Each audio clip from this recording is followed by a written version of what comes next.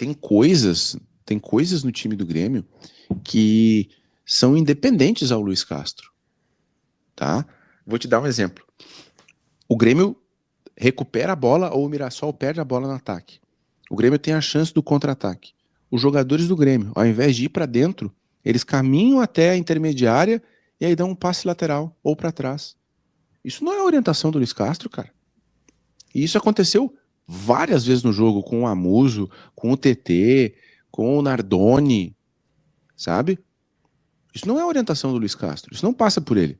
Não estou dizendo que o Luiz Castro não tem responsabilidade. Eu estou dizendo que no jogo contra o Mirassol, aconteceu mais de uma vez de o Grêmio ter a chance de atacar e o passe é pro lado, burocrático.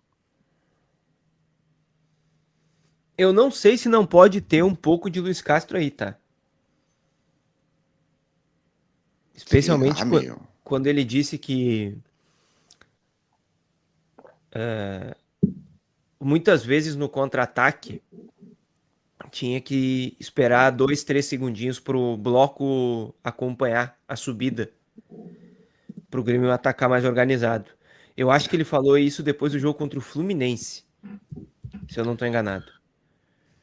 Que o Grêmio tava definindo o contra-ataque muito rápido. É que tu tá jogando fora de casa. O Mirassol tá todo fora do lugar. Cara, olha, o chat pode me ajudar, mas tem no mínimo 2 chances em que o Grêmio tá 3 contra 3 ou 4 do Mirassol contra 3 do Grêmio e o Grêmio para o jogo. Eu ainda falei, tava vendo o jogo com os amigos, eu falei, claro, o Grêmio tá esperando, porque vai jogar ali no tic-tac, né? Tá esperando todo mundo chegar junto, claro, óbvio. E aí isso me chamou muita atenção porque, cara, não faz sentido, sabe?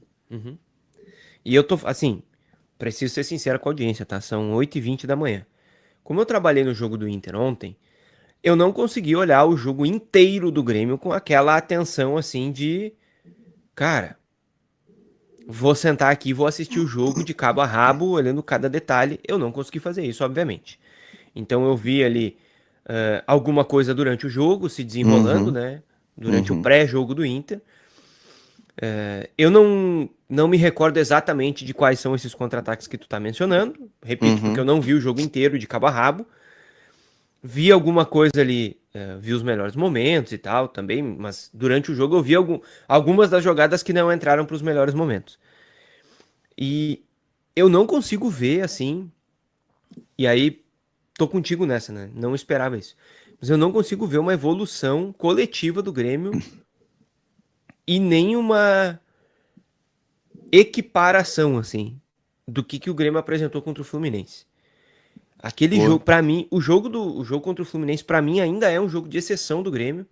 Só que foi um jogo muito bom no que o Grêmio tinha como proposta até então. O Grêmio jogou contra o Bolívar em casa e, em tese, era pra fazer o que fez contra o Fluminense e não fez. E agora o Grêmio tem o Mirassol em casa pra fazer o que deveria ter feito contra o Bolívar, né? É que eu acho assim, ó, sim. É que tem uma diferença entre os dois jogos, né? O jogo do Fluminense e o jogo do Bolívar, que é a diferença que, em tese, a postura do outro time, né? O Fluminense, pelo estilo de jogo, ele iria se soltar mais. Como o Bolívar tinha uma vantagem, era um confronto eliminatório, claramente o Bolívar ia ficar com a bunda na parede esperando o Grêmio, né? Isso por si só já é um grande desafio para qualquer time, né? O Bolívar, fora da altitude, iria jogar reagindo. Para o Grêmio do Luiz Castro, isso, cara, é subir a Cristiano Fischer com um Fusca, né? É muito difícil. Agora, no jogo contra o Mirassol, tu tá jogando fora de casa, um confronto eliminatório, o Mirassol tá jogando como mandante, ele quer criar um resultado, então tu pode jogar no contra-ataque. Tem uma similaridade, se aproxima mais do jogo contra o Fluminense, né? Onde tu vai fechar a frente da área, tu pode sair pelos lados, tu pode buscar velocidade, né? O gramado tá ruim, beleza. Então tenta ser...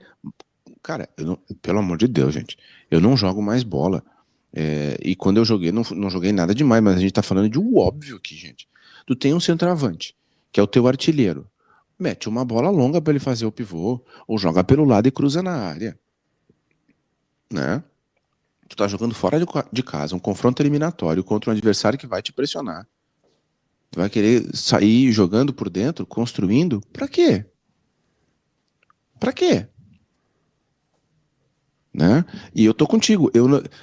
Esse jogo contra o Mirassol, ele não confirma aquela curva ascendente do jogo contra o Fluminense. E olha que eu ainda fiz aqui a ponderação do jogo contra o Bolívar, que o Bolívar jogou fechado. Eu achei um dos jogos mais constrangedores da história do Grêmio, tá? Mas ainda fiz essa ponderação. Aí, como que o Grêmio não consegue... E nós estamos falando de um empate do Grêmio contra o Mirassol, né? Imagina se o Grêmio tivesse perdido. Mas eu não vejo essa linha de se mantendo essa subida, né? E tu sabe que quando ele mexe no time, ele, especialmente no segundo tempo, tá? Para mim, a única explicação pro Bright White entrar no jogo é que o Carlos Vinícius estava cansado. Que o Bright White vem de atuações ruins, tá? Então o Bright White não pode entrar no time do Grêmio. Então, a mudança que ele faz, colocando o Bright White, colocando o enamorado, que também não tá bem, liquida para mim o jogo, tá? Liquida. E eu preciso dizer duas outras coisas aqui sobre o Grêmio. A primeira delas, o jogo do Amuso. O Amuso faz o gol numa boa jogada, tá? O Mirassol se complica, o Grêmio surpreendentemente sobe 4 jogadores, pressiona, rouba a bola, e o TT é muito inteligente, o Vila Sante também, e aí ele dá no Amuso, o Amuso faz um gol de primeira. Mas o jogo do Amuso é muito fraco. E eu tenho a impressão, e eu só posso imaginar que seja isso, porque eu não tenho nenhum outro elemento para atribuir a essa queda de rendimento, que o Amuso tá de saco cheio. O meu palpite é esse, que ele tá de saco cheio, cara. Porque ele não foi liberado pro amistoso com Gana, porque não é procurado para renovar. Ele disse que não foi procurado, né? Porque ele indicou uma pretensão salarial que o Grêmio disse que não pode pagar. A impressão que eu tenho é que ele tá de saco cheio. O gol do Mirassol acontece de novo pelo lado esquerdo defensivo do Grêmio. O cara do Mirassol tem, olha, um Uruguai inteiro de espaço e 6 meses para pensar para cruzar na área. Então, o jogo do Amuso é muito fraco, tá? E o Mac? O que eu vou dizer do Mac, Bruno Flores? Que de novo não entra no jogo? Acho que o Luiz Castro tá de saco cheio, né? Assim, tem algumas coisas aí, tá, Jeremias? Primeiro, repito, eu não vi o jogo com todos os detalhes, mas, de novo, eu vi um jogo aquém do Amuso. Se eu não me engano, é o 10º jogo, né? Depois daquele episódio da não convocação. E ele tem esse gol aí contra o Mirassol. Se eu não tô maluco, o dado é esse, tá? Posso estar errado em 1 ou 2 jogos, enfim. Mas é isso. Ele tem um gol que é esse aí, desde aquele episódio todo. Se há um mês e pouquinho a gente dissesse, o que pra mim é uma verdade hoje, tá? Que o TT melhorou em cima do que ele produzia. E de que hoje ele tem sido um cara praticamente mais influente no jogo do Grêmio do que o Amuso. O TT hoje, pra mim, é mais influente no jogo do Grêmio do que o Amuso. O TT é a boa notícia do Grêmio depois da Copa. E assim, acho só que o TT melhorou em relação à régua dele, tá? Que era muito baixa. Isso. Porra. A gente vê evolução no TT. Acho ainda que é muito pouco. Acho que é pouco dentro da régua dele, que tava muito abaixo. Mas assim, se a gente pensar há um mês e pouco, o cara que me dissesse assim, olha, o Amuso, aquele cara que era Amuso e Carlos Vinícius, os dois que só na individualidade carregavam o trabalho do Luiz Castro. O Amuso sucumbiu.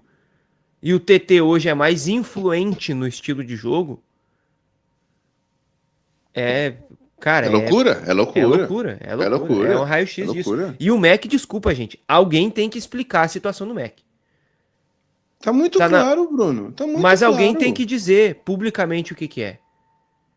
Tá muito claro a situação. Não adianta a direção queimar o Mac, queimar o empresário nos bastidores no café com a imprensa, e o time tá precisando ganhar do Bolívar, e o Mac não entrar no jogo, ser a última opção. Desculpa, gente, isso é brincar com a inteligência do torcedor. É brincar com a inteligência do torcedor. Assim, vamos lá, voltando ao jogo contra o Bolívar. É uma loucura ele não ter começado o jogo contra o Bolívar. Exatamente, exatamente. É uma Mas mais do loucura que o isso, Grêmio ele ter foi a última começado o jogo contra o opção. Bolívar sem o Mac. É E isso aí. sim. Só que assim, ele poderia não ter começado com o Mac, né? Vamos lá, ele é o técnico do time. Mas ele, no mínimo, tinha que botar um Matheus Nascimento junto. Sei lá, como eu falei, um Amuso de meia. Inventa o Amuso de meia e bota o namorado lá pra não começar com o Mac, então. Se o problema é o Mac, então solta mais o time. Bota lá um, sei lá, faz alguma coisa aí. Mas não fez. Só que o Mac, a partir daí, ele foi a última opção contra o Bolívar, precisando ganhar em casa. Ele não joga o jogo contra o Mirassol, que é um jogo eliminatório, que o Grêmio, primeiro, não tinha o contra-ataque, como a gente falou aqui, né? Só que ele também não tinha retenção de bola. Cara, eu não sei exatamente o que que é. Eu não sei o que que é. Não Porque sabe assim, o que é? Como é que? não, no time como um todo. Vou colocar o Mac no bolo todo, tá? Hum, Vamos pensar no que o Luiz Castro quer pro time, tá? tá. Se o time tem 3 volantes com essas características, e eu sei que o Luiz Castro não gosta da denominação, tá? Mas tem 3 caras de meio com essa característica. É Vila Sante, é Noriega e é Nardoni. O que tu depreende? Que ele queira um time que vá brigar, que o time vá roubar a bola, que o time vá tentar jogar nesse contra-ataque aí. Uhum. O time não faz nada disso. O time fez uma primeira falta com 30 para 35 minutos de jogo. O time não é combativo. O time dá espaço na intermediária para o adversário. O time não chega junto. O time dá espaço para o time adversário. Então esses três caras mais de imposição, de domínio de meio campo, de território no físico, isso não existe. Uhum. Essa infiltração do Nardoni que só o Luiz Castro vê, não tem. Aí a gente vai pensar, então tem que botar um cara pra toque de bola. Tu vai tentar reter a bola.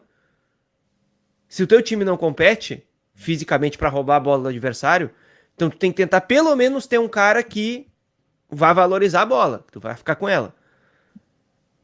Aí tu tem o Mac no time. Tu também não faz isso. É. Aí ele tem o Bright White, que ele, Luiz Castro, diz que é um cara que passa mais a bola do que o Mac. Uhum. Mas ele também não opta por isso. Em nenhum dos jogos, nem contra o Bolívar, nem contra o Mirassol, que eu tô usando aqui como régua. O que que é então? O que que é então? De que jeito vai jogar?